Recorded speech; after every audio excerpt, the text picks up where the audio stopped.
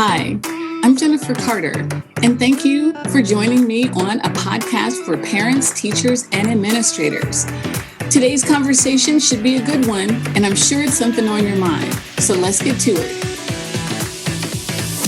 So thank you so much for joining me here today, Nina. Can you just tell us a little bit about how you're connected to the world of parenting and education? Of course, it would be my pleasure. Probably first and foremost, I am a mom. So I have 3 children. I have a son who is 16. He is a sophomore in high school. And I have 2 daughters who are 13 and 11. So they're in 8th grade and 6th grade, respectively, and quasi in school these days, sort of half-time. But I'd say being a mom is inherently weaves you in with the education community because that's such a huge part of their journey. And then I've also taught a lot of art over the past decade at my children's school, just on a volunteer basis, usually concurrent with the curriculum. And I've really, really, really loved that. I have a passion for art, and I love working with younger kids in particular because they're totally unjaded and confident in their perceptions around art. So it's really awesome to throw up something contemporary and weird and hear their like announcement of what it is, in fact, boldly and uninhibited. And so I really about alacrity enjoy that. Yeah. It's I've had some just remarkable experiences doing that. I'm really grateful for it. So those are the people I'd say my 2 primary connections to the education world. Excellent. And so what are we going to talk about today? Ooh, I get to pick. Is that right? Dealer's choice. Anything is fair game. Okay.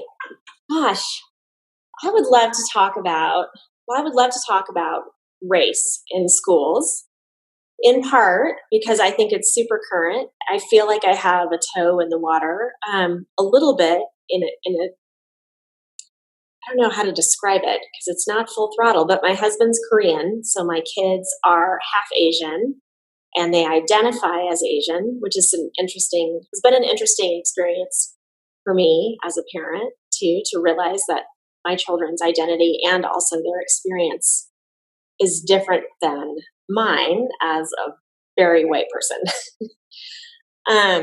So that topic really, really interests me a ton. All the levels of it.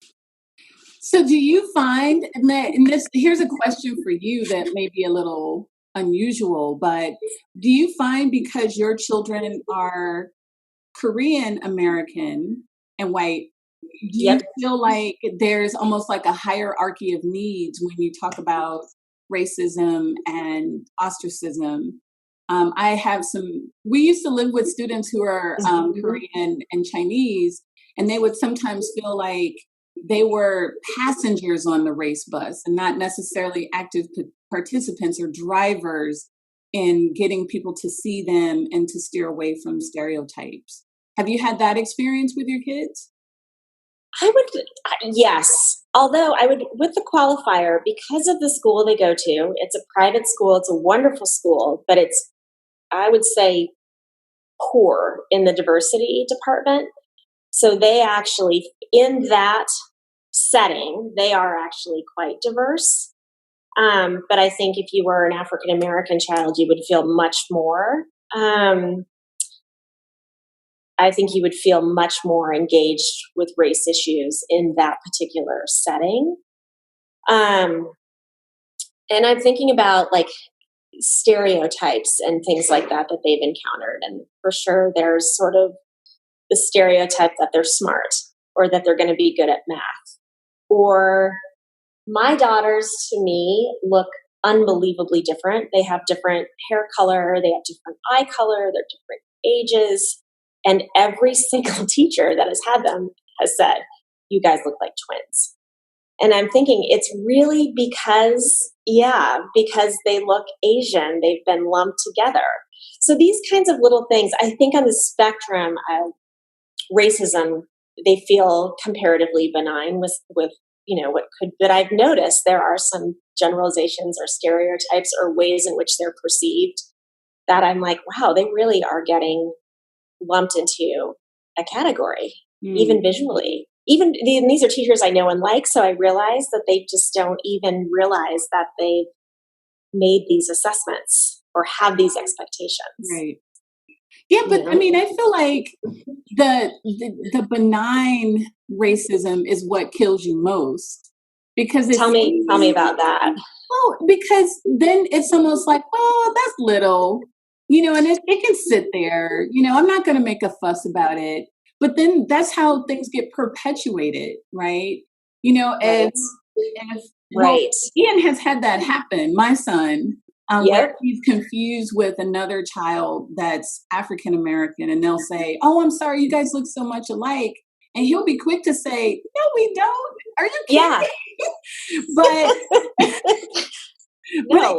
and interestingly, when he says that, the reaction from whoever said it is like, I don't want to say shame, but embarrassment for sure. I can see that. I can see that. I don't know if your daughters check their teachers if they feel that same sense of embarrassment, even though to me, I feel like that's just as racist. It's terrible.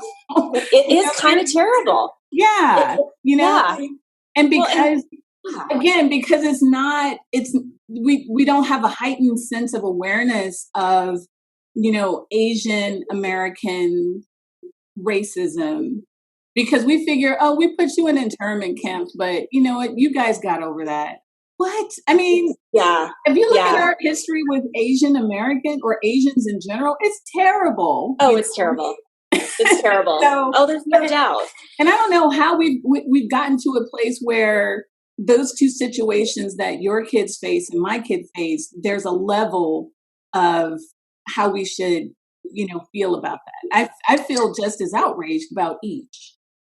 That's so interesting. That's actually a really good point, because I found it befuddling, actually. And I said to Noah, my son, like, because he knows all these teachers, he went all the way, through the school too. And I said, Noah, why is it that these 4 teachers have said to your sisters that they look alike when they so clearly are very distinct from each other? And he goes, Mom, because there's just not enough Asians at our school. So they all kind of look like, he saw it right away. It was like, they're making a generalization here.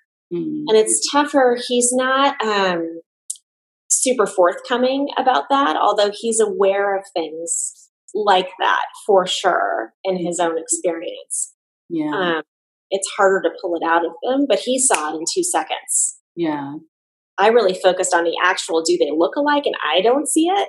And he's like, no, Mom, they're being lumped into a category because there's not a lot of diversity at our school. Yeah. Do you have good conversations with your kids about their identities?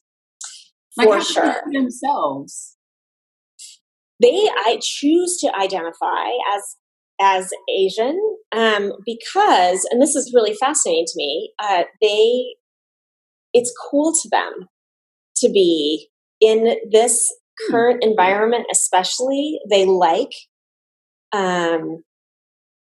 feeling like they represent diversity. They think it's kind of cool.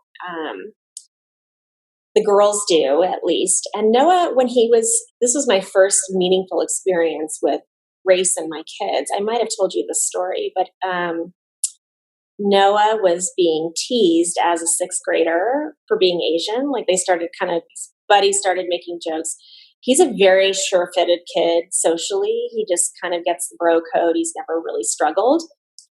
And in that situation, the way he chose to cope was to make Asian jokes. And they were super funny to the 6th grade male population at the school. So they spread like wildfire. he got, so then all the kids were telling Asian jokes. So he got sent to, it was actually Sarah's predecessor, this man, Adrian, an African-American man. He's so wonderful. Noah got sent to his office to sort of have a discussion about race and where he was coming from and why he chose. And then after that conversation, Adrian called me, and I fumbled my way through the conversation And at the end of it, I said, Adrian, I am realizing I have the support and our values and the intellectualism to navigate this with my son, but I don't have empathy because I have not had the experience he's having of being singled out as other because of his race. And he looks very, very, very strongly Asian. I mean, if I didn't know I gave birth to him, so he really you put in all the work, and then you get this kid that's what it is for me. You're like, this kid doesn't even look like me. I know. You're like, I know I had him. I've got the war wounds to prove it. So that experience really resonated with me on a lot of levels and started my deeper thinking about race, because I knew my kids were going to have a different experience of growing up than I would. So we do talk about it a lot. The girls are really forthcoming. Sora, my middle child in particular, feels strongly about being non-white and feels very empowered by it and passionate about it and deeply sympathetic to other minority populations. Always. She's super receptive. I would say just hypersensitive to it. Yeah. I mean, I find that really interesting that, I don't really, I know his reaction to his buddies. I think that, he would, if he were chubby, he would have made fat jokes. If he were tall, he would, you know what I mean? But he didn't even realize, wait a minute, I'm stepping in this big cow pie that sixth grade boys, everything is hilarious, especially the more inappropriate. And I taught middle school for 10 years. So some of the things that people said, I was like, I had to laugh, but I tend to think a lot of things are hilarious and ridiculous, but, and it's so difficult to, you don't, on the one hand, you want to help them mature and go out into the world and not be a, whatever. But on the other hand, he's in sixth grade, how much of this does he have to carry, Also totally true. It's so weird. And I think every parent struggles with, because we all struggle with those ideas about like, when do we let our children mature and how do we let them mature? But I think when you're a parent of a child that presents as a non-white person, there's this additional layer. There's a lot of discussion about how young African-American girls are hypersexualized really young. Like there's what is it, Cuties? That's the name of the Netflix movie. And it's actually, I read a review, I read an overview. It actually sounds like something every girl should watch. But there's a lot of study and discussion about how young Black girls in particular are forced into adulthood because their bodies are curvier or because they develop earlier, and then you have to kind of weigh at what point that's not a child's fault. She should still be playing with dolls and, doing all the things that a 10 or 11-year-old girl does. But at the same time, we as parents know society's going to have a look at you and make an evaluation, 100%, and treat you accordingly. Believe it or not, I've been almost the same size since 8th grade. So when I was like 13 and 14, 40-year-old men and 30-year-old men would be like, oh my God, hey. And I was like, I'm only 13, Yeah. What are you doing? Yeah. That is a really, those things are so challenging because there's what you can handle as a parent on the home front, and then there's society at large, which is a very powerful force, particularly in the teenage years, and social media, how they're treated, all of it. It's all based on looks too, It is. Hey there. If you've gotten this far into the episode, chances are that you really like what you're listening. I'm going to ask you to press pause and share this particular episode with 5 people that you think would really enjoy listening to it. I'm also going to ask that you subscribe to our podcast so that you don't miss an episode. Thank you so much for listening, and now let's get back to the conversation. like my Ian is 6'8" now, but when he was 12, so for his graduation from elementary school, he was taller than me and he wore his dad's shoes. But he was only 10. So he would go to the mall chasing his friend around, and people were like, what's wrong with him? And I was like, he's 10. He's supposed to, this is normal 10-year-old behavior. But, and it's such a struggle for us parents to look at your kids, but then not put all of the society's pressure on them, Yeah. I think I think we kind of went the other way, where we really allowed Ian to be young for as long as possible, because we knew that with his size that people would automatically think he was older. And so we, as a parent, we kind of held back. And then as an educator, I try to neutralize appearance and go on personality. If I have a child in my class that presents as Asian, but doesn't necessarily identify as that, that's not for me to make that choice and decision. It's sort of like, when you're in a classroom with kids, and that's why, taking it back to, presenting this to their teachers, most teachers don't want their kids to feel bad in class, Right. And frankly, especially in private school, you don't go to a private school to have experiences like that. You go to teach and help and grow and nurture. And it's, it's a point of growth and reflection for the teachers also, what you bring to somebody that is in a position about diversity and inclusion. This is sort of, it's benign on the one hand, but it can be so insidious because it's such a can of worms, It is a can of worms. Well, and it reflects something bigger than the simple statement being made. And you're right. If you're complacent at any level, that can have implications, and I think they're all things that we need to be addressing. I'm fascinated by your comment, though. Do you think in a classroom you can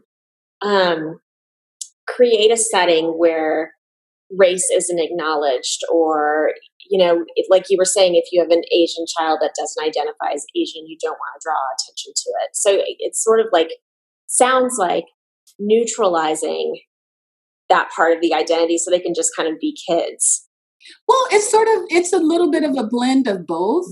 In my career, my personality, first of all, does not make me shy away from anything difficult. Yeah, I can see that. I can see it. And I'm like, whatever. So, like, I can tell you a quick story. I was teaching 11th grade literature, and I taught in a school district called Upper Darby, which is on the outskirts of Philadelphia.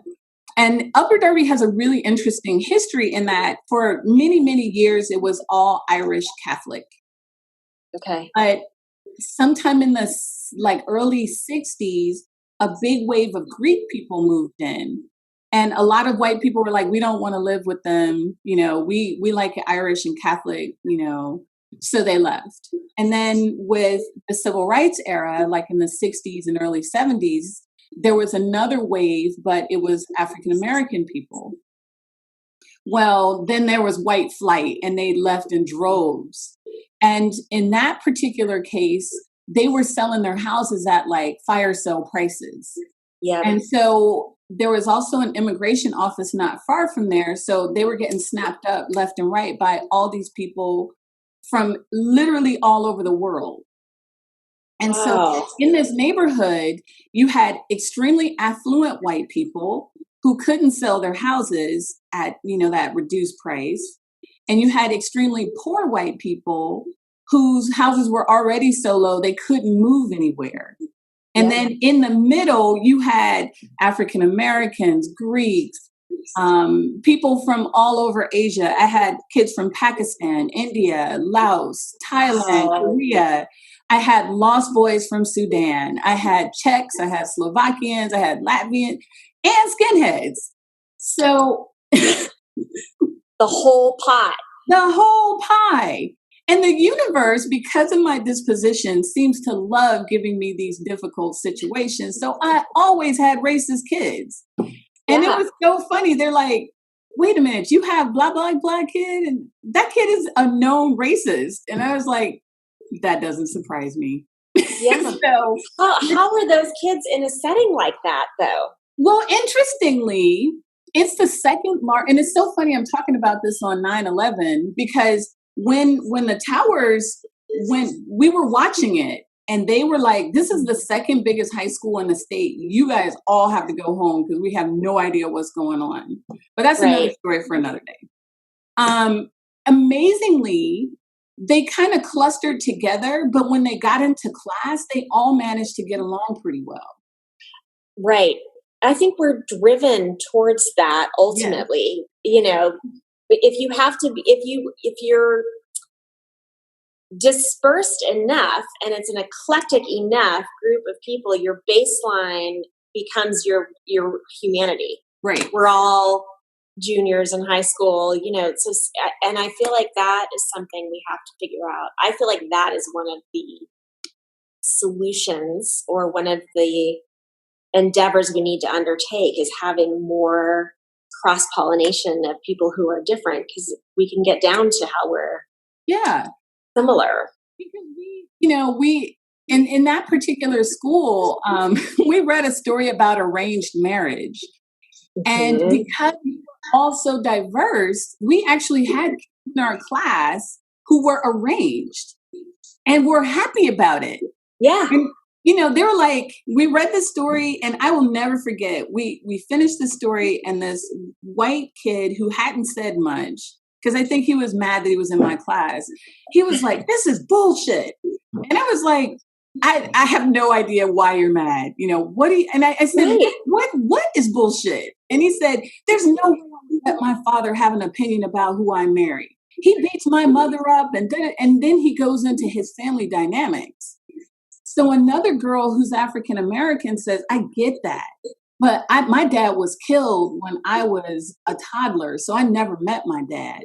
So I would be glad to have him around." And then it was just like popcorn. Everyone started giving all these perspectives.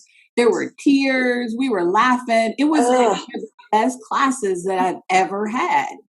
And from that moment on, everything in the class changed because we were talking about race, we were talking about class, we were talking about culture, but nobody had to say that. Everybody was just talking about their experience. Yeah. And this one girl, we all knew she was she had been arranged because she was like 17 and she was pregnant.